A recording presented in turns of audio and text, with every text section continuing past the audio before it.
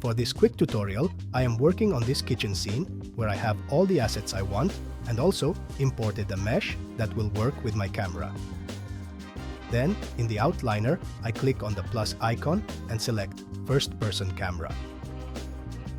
Different from the orbit camera, first-person camera works by clicking on W, A, S, and D to move into the direction and pointing with your mouse.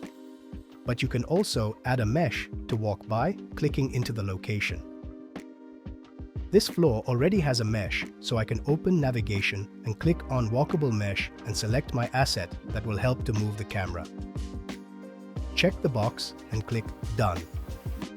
Now I can simply click to move around like walking and also can limit the eye's height to keep a realistic distance and to avoid that the camera moves too far away from the floor.